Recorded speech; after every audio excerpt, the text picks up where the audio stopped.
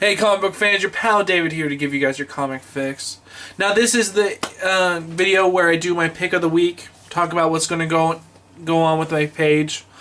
And so, with that being said, I'm going to be showing you all the comics I got and reviewed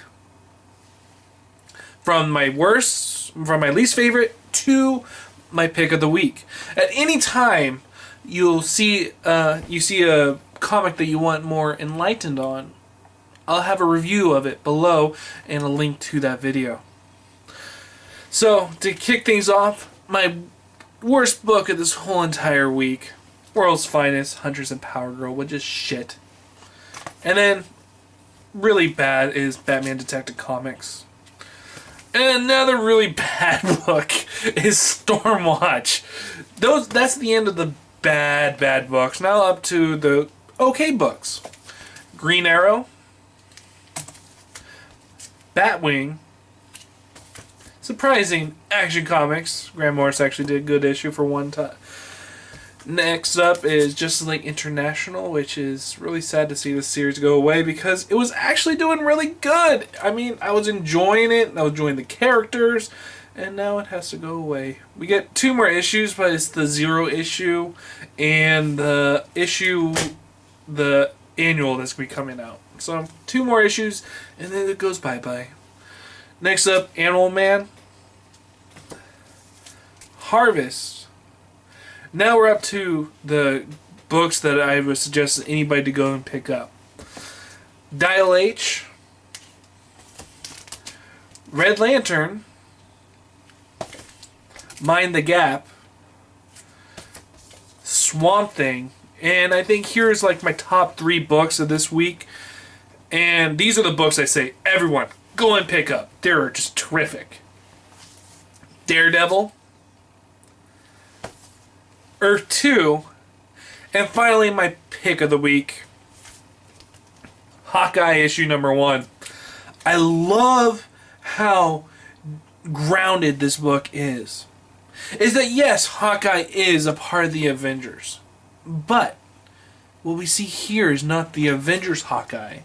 But we just see a human being. And I love how when you're looking into this book and the first page you flip through, and the title of it says Clint, I forget his last name, aka Hawkeye.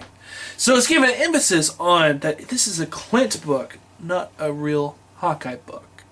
There's one of my favorite scenes that just won me over on this book is this scene with Clint taking a dog into the veterinarian to get fixed, and see how broken this dog is and how broken he was at the beginning of the book, and see these 2 creatures coming together and being one. Just really good stuff all around. Artwork fantastic, the writing is really good, and this book is just really good. I would suggest everyone go and pick this one up, and if your comic book shop doesn't have it, I bet next week or the week before that they'll have the second printings, because this book has been going out of stores like hotcakes. So there's my pick of the week. Now on to some things I want to do with my video page. As you saw about a couple days ago, I did a video about a graphic novel review. And I'd actually like to hear from you guys. What graphic novels do you think I should read? I'm looking at indie books, to DC, Marvel, anything. Just tell me, hey, David, you should check out these books.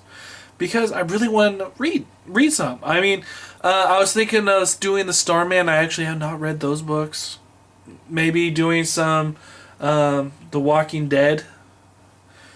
And I do have on order Superman Earth 1, and I was actually thinking about picking up the Underwater Welder by Jeff Lemire, because he's one of my favorite writers right now. I mean, he's just up there, I think, with Scott Snyder. Yeah, he's up there with Scott Snyder, which is saying a lot. So tell me, what books do you think I should review for this segment that I'm going to be doing every single couple weeks, do a video on a graphic novel. So let me know what I should be doing. Next up is I was actually going to be doing a video on the top 5 comics everybody should be looking at in the DC Comics. And the thing is, though, is that these are going to be the comics that are not Batman, Wonder Woman, Earth 2, and The Flash. So those 4 books are disqualified.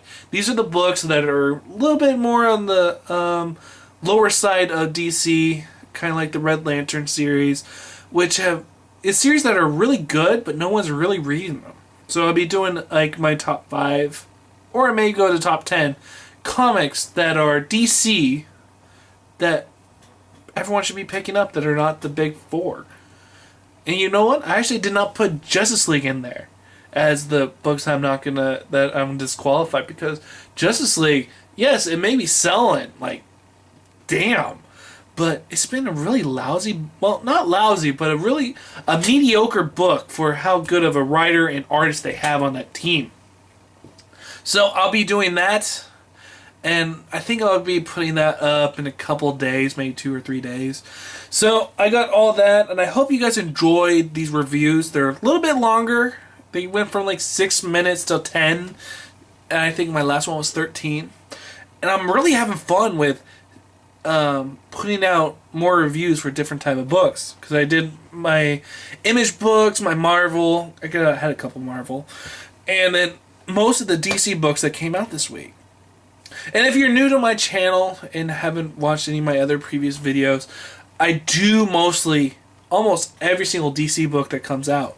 I'm really into those type of books, just because the characters are really what I'm looking for. I mean, the Marvel just feels like a corporation that is being really dragged by the movies. Whatever the movie's doing, the comic has to do, and it's not the other way around where what the comic's doing, the movie has to do. It feels like the movies are what are making Marvel, and that's what they want to do. They want to incorporate all the stuff that's going on in the movies to the comics, and I think that's dragging these books down. We see so many Avengers books and X-Men books, but it just feels like that the thing that's leading the pack are the movies, and I just really don't like that. And one thing I liked about what DC did is that when the Batman movie came out, the comics did not have Bane in there at all. They did not do anything that was with the story that was being told on the big screen. Unlike the Amazing Spider-Man. The Amazing Spider-Man, I think, is doing it in the worst way. With the Amazing Spider-Man, they're putting in so many of the story elements that were in the movie into the comic. And we're getting like a 6-issue series on the Lizard, and the Lizard changing people into lizard people like he did in the movie. And even after the movie comes out, we still have to stick with this damn story that is going nowhere. And I did think that, I can't remember the writer's name right on top of my head, but he was going such an interesting way with Spider-Man, and then to have his story halted for for a marketing standpoint to sell comics to new readers who just came out of the movie, it's just sad.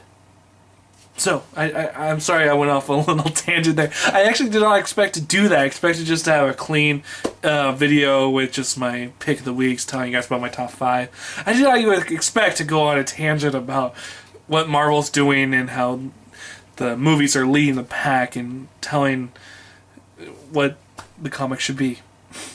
So I'm going to end with that. This was a pretty fun video. I just did not know where it was going.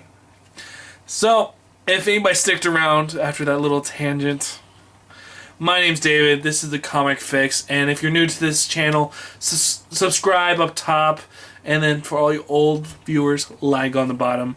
My name's David. I'll see you guys on another fix.